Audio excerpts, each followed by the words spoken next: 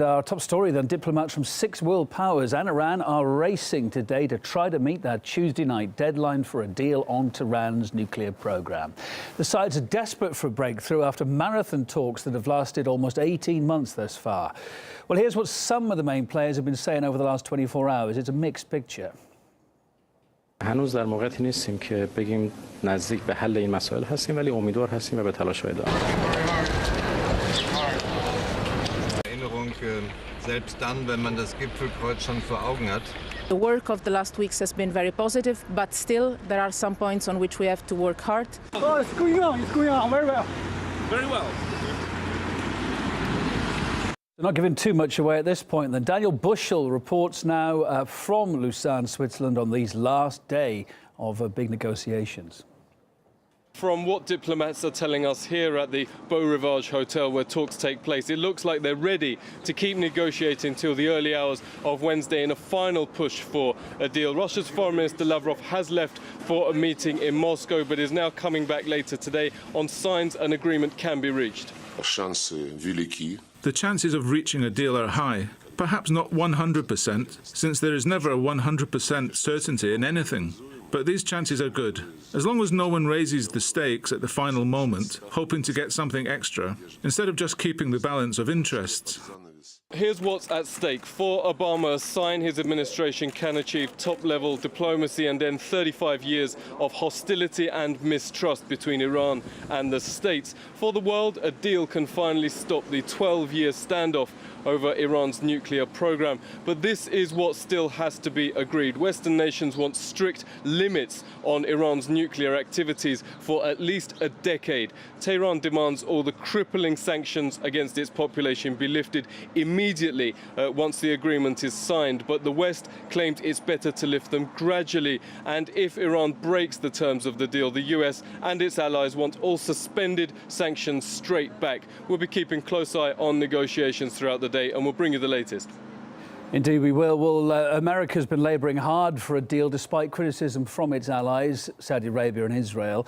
The Obama administration is also facing staunch opposition at home from the Republicans who already want to impose more sanctions on Tehran. In fact, in an interview with CNN, House Speaker John Boehner was asked how quickly congressional Republicans could potentially impose new restrictions on Iran if no agreement was reached today. Boehner's answer was very concise to that and short. He said, very quickly.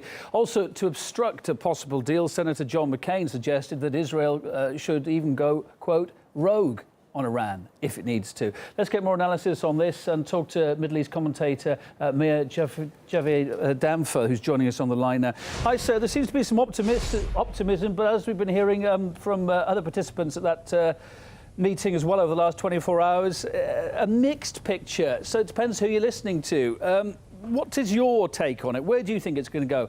The Russian side, pretty optimistic. What about you? Well, Kevin, it's very difficult to predict what's going to happen. The people who are doing the negotiations, they're doing a very good job of keeping everything secret, make sure nothing leaks outside.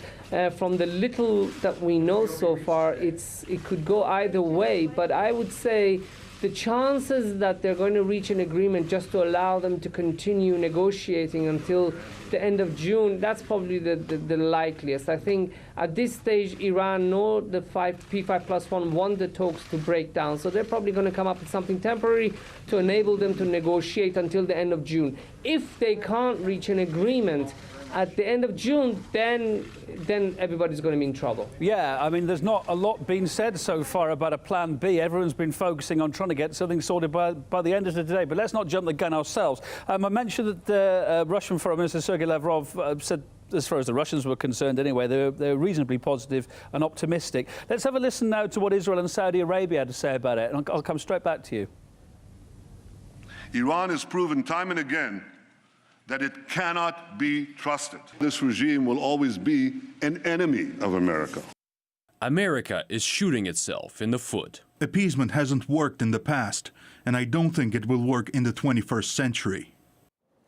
Two of America's allies there would be, as we know, most vocally unhappy if any deal goes through, and unhappy with America. Totally to underline that. Is America really going to risk it? It seems, well, Obama wants to risk it, but a lot of people in America don't want to, do they? Well, Obama is trying to reach a deal that will protect the interest of the United States and also secure the safety of the citizens of the State of Israel.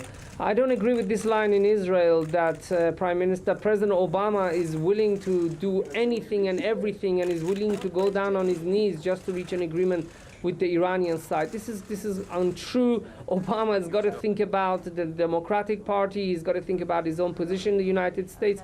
Obama is trying to reach a deal to see if the Iranians can be convinced to reach an agreement, and if they can't, then tougher sanctions will be in place. But you have to remember that the relationship between Prime Minister Netanyahu and President Obama is not good. I know that Prime Minister Netanyahu has got good reasons for Iran not to have nuclear weapons. Well, his war is an arms race, isn't it, in the Middle East? That's one of the reasons. Yes, if Iran, there's this possibility of an arms race. But again, I don't think if we reach a deal with Iran, Iran's going to have nuclear weapons. I think the issue for Israel is this, Kevin, very simply. If somebody has been telling you should die for the last 36 years, you wouldn't want them to have a shotgun. And this is the same with Israel. Unfortunately, Israel doesn't complain about Pakistan's nuclear weapon because they don't threaten us, but the Iranian regime has non-stop threatened us for the last 36 years, and it has made the majority of the Israeli people come out against any possibility of Iran having nuclear weapons. In reality, how far, how close? I mean, publicly, Iran, as I was said, I've spoken to ex-President Ahmadinejad face-to-face myself a couple of years ago.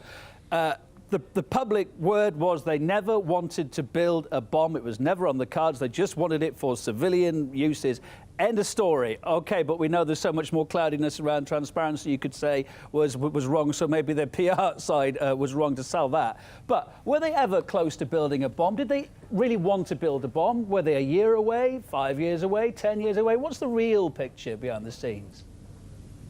Kevin, first of all, Iran's got a right to have a civilian nuclear program to make energy. There's no question about that. But the problem here, Kevin, which relates to your question, is that Iran was, their documentation, which was corroborated by 10 different intelligence agencies, which says that Iran was working on a nuclear trigger system.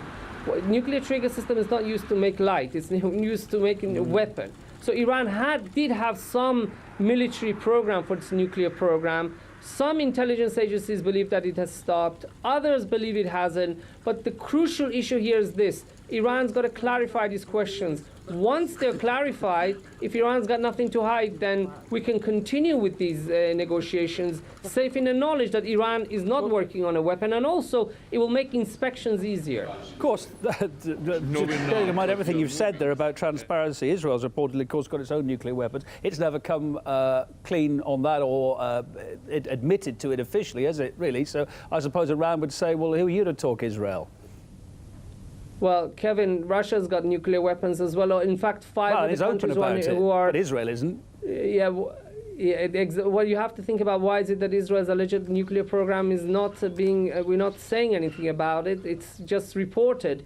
The reasons being is if you walk around your city, your neighborhood, saying I'm carrying a shotgun, I'm carrying a pistol, it will encourage other people to get it, and we don't want this. The world should, we should denuclearize. We should go towards disarmament. And if you start flashing your alleged nuclear weapons in front of other countries, you only motivate them to have these terrible weapons. Got you.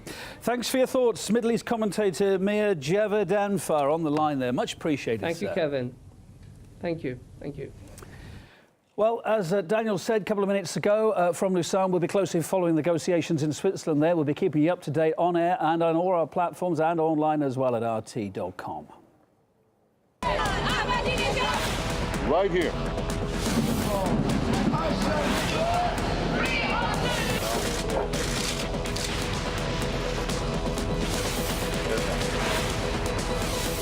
So